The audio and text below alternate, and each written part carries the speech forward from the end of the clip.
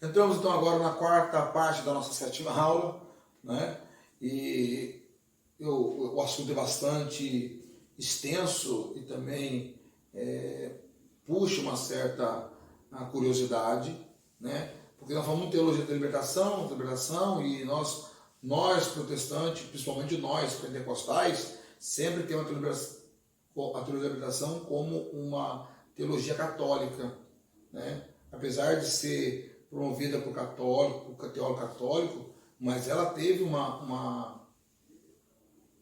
alguns protestantes que se afeiçoaram com ela, né? Nós temos uma teologia chamada teologia integral, que vai ter mais ou menos uma semelhança com a teologia da libertação, né? Teologia integral, o nome integral está dizendo aí, assistir de forma espiritual e material a comunidade, né?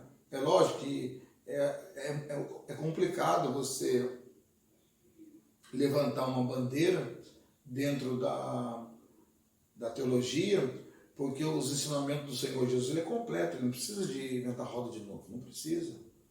Quando você lê o livro de Tiago, você não precisa inventar a roda de novo, não precisa. Tiago já vai orientar você como você deve mostrar a sua fé. Não adianta você ser crítico de A e de B para dizer que A e B estão errados porque ostenta um bem material, sendo que eu não movo uma palha para ajudar o próximo. Então, o meu pecado é o mesmo daquele que ostenta ou que tem e não divide, e eu não faço também nada. Mas nós precisamos. O Senhor Jesus ele não criticou, não apedrejou os líderes, pelo contrário, mandou respeitar os líderes. O Senhor Jesus falou que nós não deveríamos seguir o modelo dos fariseus, mas o que eles ensinavam é correto. Né? O exemplo deles era ruim, mas o que eles ensinavam é correto. Então você às vezes nós temos uma visão de que há uma distorção do Evangelho. Parece que quer levantar uma bandeira para atrair a multidão e acaba distorcendo os fundamentos primários do Evangelho, né? A igreja sempre esteve preocupada com o pobre, com o periférico, principalmente o movimento pentecostal. O movimento pentecostal ele sempre trabalhou nessa linha de assistir o mais pobre, de assistir o excluído, né? A Igreja Assembleia de Deus, que nasceu em 1910, no início do século XX, ela é um exemplo patente, porque ela acolheu, ela foi uma profissão de fé, uma tradição cristã, pentecostal, exemplar no que tange ao acolhimento do pobre, do afrodescendente, do nordestino, da mãe solteira, da prostituta, do homem do ébrio, né? o alcoólatra, né? do mendigo, do andarilho, né? Daquele sem família. Então a Igreja Assembleia de Deus ela acolheu todas essas pessoas sem nenhum preconceito. Até hoje 60% da população assembleiana é afrodescendente. Por outro lado, até pouco tempo atrás, os dois maiores líderes da Assembleia de Deus no Brasil de origem nordestina, né? O ano passado, 2017, que houve uma mudança, né? Um novo presidente foi eleito, e dessa vez agora um paulista, mas até 2017, os dois maiores líderes da Assembleia de Deus no Brasil eram nordestinos. Um ainda continua liderando, é nordestino, do estado das Alagoas, de uma periferia bastante simples. Na Assembleia de Deus ele continua tendo espaço aquele modesto conhecimento, né? Não há um preconceito. É lógico que as mudanças da sociedade vai exigindo uma certa filtragem, mas a Assembleia de Deus ainda continua abrigando todas as pessoas, o homossexual, né? A mãe solteira, né? O sofrido, né? O homem sofrido, independente da sua posição, o rico, o pobre, né? O movimento pentecostal ele foi uma acolhida. Então nós não podemos levantar uma bandeira de uma forma que parece que descobriu a roda. Não, o Evangelho do Senhor Jesus deixou bem claro. Então a maior parte dos teólogos da libertação é favorável ao ecumenismo e à culturação da fé. Né? Então acontece, o ecumenismo é um diálogo entre as tradições cristãs. Nós pentecostais, por exemplo, nós pentecostais, mais nós, vamos pegar o ecumenismo e taxar como uma produção da Igreja Católica. Não, não é. O ecumenismo é um ideal de William Carey, pai das missões modernas. O William Carey, ele vai ter uma dificuldade no campo missionário por causa da diversidade entre as tradições cristã protestante, e em vez de pregar o evangelho, acabava despregando, porque um falava uma coisa, outro falava outra, mas todos eram cristãos. Então, em vez de atrair os não alcançados, acabava distanciando eles. Então, William Carey, em 1810, propõe uma reunião com todas as tradições protestantes da época, congregacional, batista, metodista, presbiteriano, luterano, anglicano, reunir numa grande conferência e aí criar um trabalho fraterno, ou seja, onde tiver um evangelizando, o outro não entrar, para não criar um certo desconforto na mensagem daquela teologia, daquela compreensão teológica. Então a produção do ecumenismo é do William Carey. É lógico que a Igreja do Vaticano II, católica, ela vai aderir o ecumenismo, mas de uma forma, vai ver de uma forma diferente. Enquanto que o William Carey prega o ecumenismo fraterno, o ecumenismo católico é um ecumenismo de unidade. Aí as pessoas, alguns dizem que a Igreja Católica é que todo mundo volte para a sua sombra, e na realidade não é isso. O que a teologia católica vai propor é justamente uma discussão naquilo que nos une. Né? Nós temos muito mais pontos que nos unem do que nos afasta. Então, a estrutura teológica católica, e você vai ver a estrutura teológica da Assembleia de Deus, a estrutura teológica da presbiteriana, a estrutura teológica da congregacional, da batista, da metodista, e assim sucessivamente. Então, nós temos uma estrutura teológica. Nós cremos que a palavra de Deus ela é inspirada. Bom, os católicos também acreditam, então nós temos alguma coisa em comum.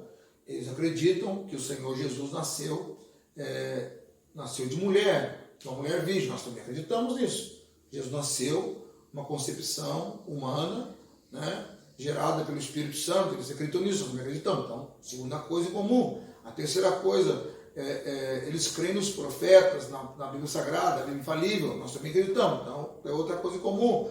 Eles acreditam no céu, nós acreditamos também, outra coisa comum. Eles acreditam no arrebatamento, nós também acreditamos na outra. Então, ou seja, quando nós pegamos uma estrutura teológica, verificamos que elas são iguais, nada difere. O que muda é aquelas questões periféricas. Né? Na enculturação da fé, é a questão da fé se enquadrar dentro daquela cultura. Né? Que o cristianismo ele veio como um trator de esteira, ele veio alterando tudo, ele veio pegando todo mundo, enquadrando dentro da sua visão. A igreja cristã universal, né, que nós chamamos de católica, depois tem o nome de católica romana, mas antes a igreja primitiva, a igreja católica, a igreja universal, ela vem evangelizando e colocando tudo dentro do seu quadradinho. Mas há uma proposta na teologia da libertação, a enculturação da fé, ou seja, a gente enquadrar, a gente propagar Jesus dentro daquela cultura, dentro daqueles costumes. Então, são dois pontos que a TDL, a Teologia da Libertação, ela vai trabalhar, a questão do ecumenismo e a enculturação da fé. O movimento, ele, apesar de ter raízes anteriores, né, costumo dizer que o seu marco inicial, né, ou seja, a Teologia da Libertação, ela vem sendo construída desde os anos 60, né, com o Vaticano II abrindo, ela vem olhando para o pobre. Tá? Então vem assim germinando, a sementinha começa a germinar. Mas o ponto alto da libertação acontece em 71, com o lançamento da obra do padre peruano Gustavo Gutiérrez, né? Que ele publica o livro com o nome Teologia da Libertação. O movimento é censurado pelo Papa João Paulo II e também pelo Bento XVI, mas agora com o Papa Francisco, o pontificado de Francisco vê a TDL com bons olhos. Ela nasce da influência de três frentes de pensamento, o Evangelho Social das Igrejas Norte-Americanas, trazido ao Brasil pelos missionários teólogos presbiterianos, né? A Teologia da Esperança, do teólogo formado Moltmann, e a Teologia Antropolítica, que tinha como seu grande expoente o teólogo católico Metz, Batista Metz. Então você vê, são 3 teólogos, né? Uma tríade, né? A Teologia da Esperança, a Teologia norte-americana, a Teologia do Evangelho Social norte-americano, Evangelho Social norte-americano, né? As Boas Novas, né? E a Teologia da Esperança do Moltmann, né? Hugo Moltmann, e a Antropopolítica do católico Batista Metz, né? E também do teólogo Batista Cox dos Estados Unidos. Então você começa a compreender que ela tem 3 pilares, né? Em 65, o teólogo Batista Cox, com o nome de A Cidade Secular, como contraposição à uma obra clássica de Santo Agostinho, da Cidade de Deus, que defende que a divisão entre a cidade dos homens e a cidade de Deus, que é o mundo espiritual, a partir do século XX, é uma visão superada pela contraposição entre a cidade dos operários oprimidos, né, e a cidade dos donos do poder, e a cidade dos capatazes, opressores. Então, 3 níveis, né? O oprimido, o dono do poder e os opressores, os burgueses, né? Os nobres, os burgueses e os pobres, né? Esse nascedor da libertação está também intrincado na publicação da obra de Rubem Alves, um brasileiro, né? Que na realidade muitos, né? Há uma tese que a ideia da teologia da libertação é uma ideia pré-inicial de Rubens Alves, né? O pastor presbiteriano perseguido pelo governo militar, denunciado pelos seus próprios pais, e aí ele acaba seguindo para a América, e lá ele vai escrever sobre isso, e o seu editor fala que é um nome que não ia produzir muita coisa, então ele dá um outro nome, que é o nome do seu livro, né? A Obra da Esperança, que tinha o título anterior da Teologia da Libertação, mas foi criticado, e aí ele muda então para teologia ou Obra da Esperança, né? Então, dentro dessa praxe inframetafísica, de uma forma geral, e propõe o nascimento de criar do nada, de novas comunidades cristãos, animadas por uma visão e por uma paixão pela libertação humana, e cuja linguagem teológica se tornava história. Então, a visão tanto dos teólogos da tríade, como também de Rubens Alves, e trazer o nascimento da TDL, lógico, de uma forma semelhante, mas com uma visão diferenciada, ou de um outro ponto de vista, né? A participação católica no lançamento da Teologia da Libertação foi publicada na Teologia da Revolução em 70, pelo teólogo belga radicado no Brasil, José Coblin, né? Gustavo Thierry publicou a Teologia da Libertação só em 71. E em 72 surge o Leonardo Boff, a figura emblemática brasileira, com a publicação de Jesus Cristo Libertador. Como o Rubem Alves estava asilado na América, Boff passou a ser o mais conhecido representante da corrente teológica que vivia no Brasil. Então, ele acaba ocupando o espaço que cavucado ou medido pelo pastor presbiteriano Rubens Alves, né? Então, Boff passa a ser conhecido como representante da corrente teológica, e devido à proteção recebida pela Ordem dos Franciscanos, a qual ele pertencia. É lógico que o Leonardo Boff, ele diz que é brasileiro, na realidade não é brasileiro, ele é radicado no Brasil, né?